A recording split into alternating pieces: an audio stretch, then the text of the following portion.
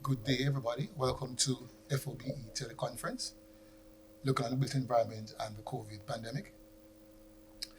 I rise to present my own personal experience at the alleged ground zero where the epidemic started in Wuhan, China, in the context of trying to give an analytical description of how Wuhan's built environmental resources may correlate with public health concerns. I completed my PhD in urban planning and land resource management in Wuhan in 2014-15, thereabout. And if you don't believe me, that's evidence of me defending my thesis with my group of professors as posterity. Now, Wuhan, if you were supposed to be gagged, be blindfolded, and dumped in Wuhan from an airplane, when you take off your blindfold, there would be no evidence around you that you are in a communist environment. What Wuhan is China's experiment with a somewhat capitalist, social democratic built environment spatial system that they have articulately superimposed on a socialist social structure beautifully. So Wuhan is China's most important central city. Some graphics I called from Wikipedia and my own research. It has a population currently of just above around 12 million inhabitants, moving from 9 million in 2010-2009. So we can see a phenomenal growth of over 33% over that time period. Why is one important? Because one is not like the other traditional Chinese cities that are very Chinese in their appearance and in their social structure. Wuhan is the gateway from all of the major eastern seaboard Chinese cities like Hong Kong, Shanghai, Beijing, Taipei, all those cities on the East Coast. If they want to go west, Wuhan is a must in terms of passing through to go to the west of China, which is basically an underdeveloped region of the country. It is the capital of the Hubei province. Very important capital in terms of Chinese pride in its experiment with a capitalist built environment, spatial structure, also in its governance. And when you compare Wuhan with other cities, for example, we look at the urban threshold, the urban pool of the major cities, and that of Wuhan, something I borrowed from Bloomberg, plus my own research. We see the major clusters: Beijing, Tianjin, Guangzhou, Shenzhou, and Guangdong, and then you have Wuhan right there to the east of those. Now, understanding the correlation between the built environment in Wuhan and the epidemic and public health concerns, it goes to the heart of China's efforts of urbanization. China is fast becoming an urban country, an urbanized country. But in the mix of that, there's one important element we have to look at, and we can't ignore. This is the Hoku, the Hoku system. The Hoku system. Sorry, my pronunciation is getting off. And so it's a system where it manages controlled in-migration inside China. Persons are given passports to migrate between and among cities.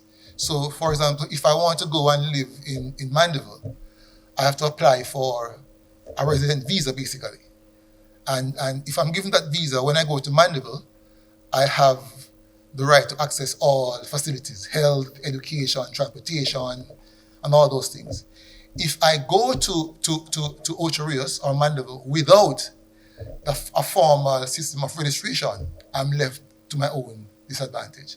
And therein lies the the birth of slums and informality in China, because the state will not have any right to provide for you if you go to live in a city without permission. They can't account for you. And therefore, it is that kind of population movement that creates slums and sprawl in China. And why is that important in the context of urban? We'll go to that in a while. But in the context of Wuhan, Wuhan became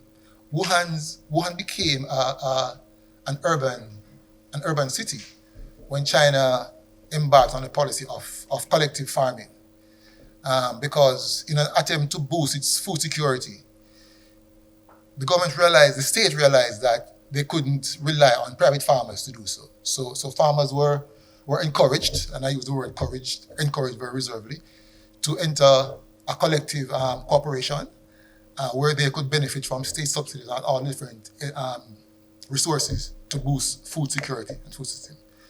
So China moved from being urban, 20% urban in 1960s, over 60% urban in 2018, which labeled it a somewhat middle-income economy by the World Bank, and which is still below the 81% urban that high-income economies are labeled as by the World Bank. And China has embarked upon strategies of deliberate investment in infrastructure at the strategic level, in the face of a reduction in their working population. This is between age 15 to 59. And they are poised to double their per capita income by 2030. And they are encouraging regional cooperation. So there is a lot of international cooperation amongst the different regions in China, right? And that is why the country has such a strong security in itself, because it depends on its internal market. I can recall working on a tourism marketing plan for Wuhan with my professor, and I was asked to do the marketing component. And when I started looking at tourism figures worldwide, they said, no, we're just concerned about Chinese tourists. So they weren't concerned about support from the rest of the world, because they are so confident in their internal customer base. Now, there are three components in Wuhan's built environment resources that are important for us to note. First, even though Wuhan is a part of China's socialist structure, when you go into the city, when you're in the city, there is no evidence of that social. The space does not exude a socialist design, as when you go to Moscow and some of those other capitalist, socialist countries. So there is an uncompromising evidence of the state's role in social and spatial transformation. It's a case where I would say the government, the Central Party, the Chinese Central Party, has deliberately intervened in creating a particular social and spatial product that is uniquely Chinese and that serves Chinese purpose. And that is done through the built environment, right? But in the case of Wuhan, they have switched the curve a bit, and they have developed a capitalist built environment structure, and they have overlaid that on a socialist social fabric, which is very, very intelligently done. The next one is that spatial planning in Wuhan combines the object of planning, which is land and people, with the method, and in this case, socialism. And these answers point to three additional distinct characters of Wuhan. When you're in Wuhan, despite it being a somewhat capitalist, social, spatial city, there is a lack of anonymity. You feel that the state, the government is there with you. You do not feel as if you're alone. You feel accounted for, especially if you're part of the ecosystem. Secondly, the state has a presence in Wuhan, right? And of course, when you overlay this with the ecosystem, the challenges are evidence. Now, it means that, let's go to that now.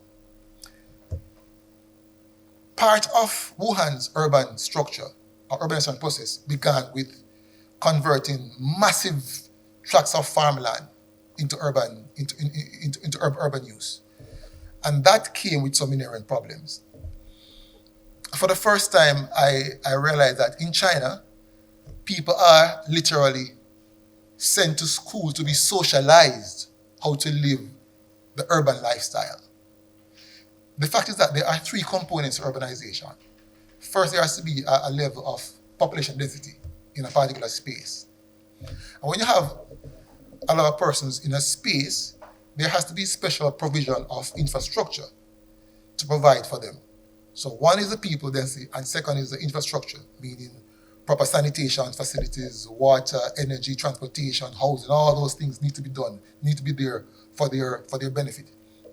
Thirdly, there has to be a kind of deliberate social attitude and behavior when you live in an urban space as against a rural space. No, it means that when you superimpose a predominantly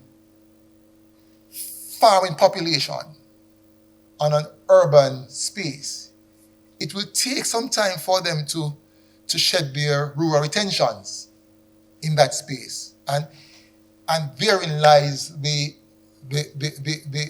ground, the framework for pandemics to germinate, because persons will want to continue their rural practices in the urban space. So the way they do their sanitation, the way they handle their garbage, the way they cook and eat, the way they socialize, it is all rural in the urban space. And that leads to questionable living conditions, right?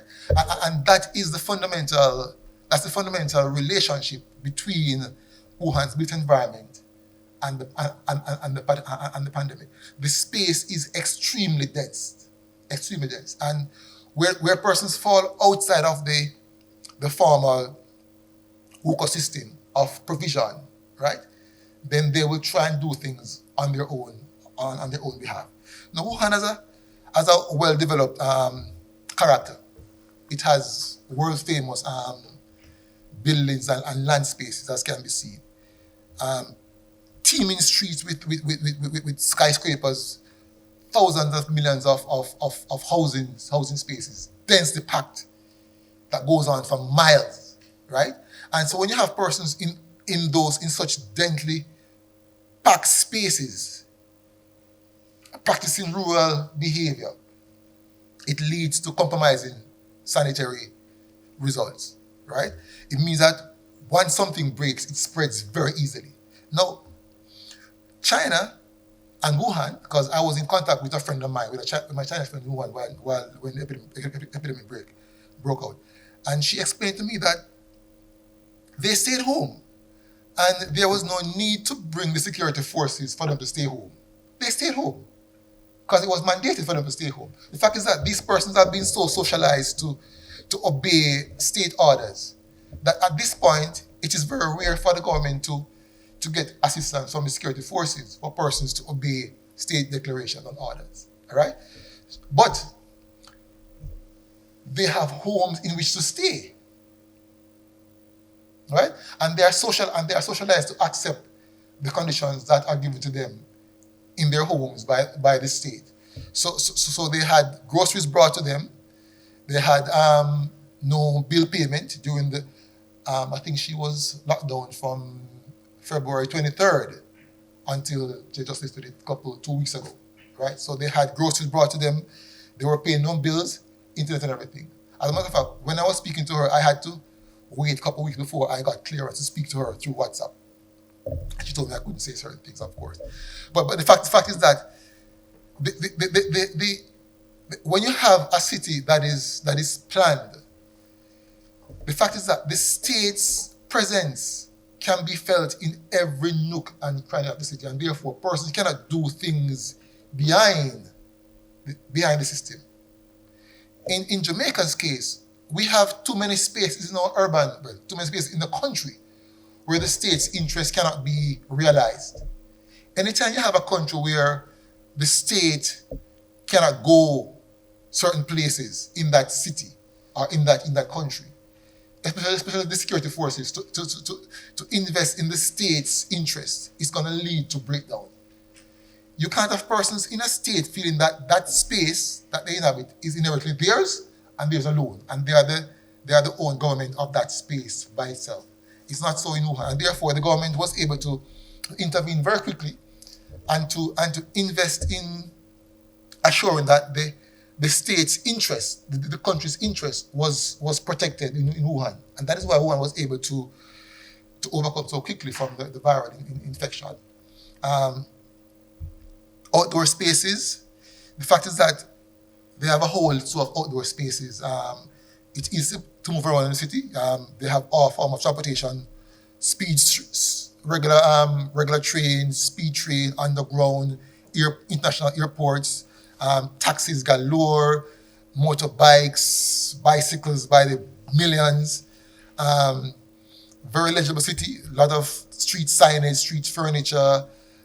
You can see some real activities in selling fruits, eating on the streets. All those things are part of the urban lifestyle in Wuhan. And of course, you can see the differences in the different housing conditions. For example, this would be like a low middle income kind of housing conditions, where as against the middle and upper income areas. Like in Jamaica, you see they sell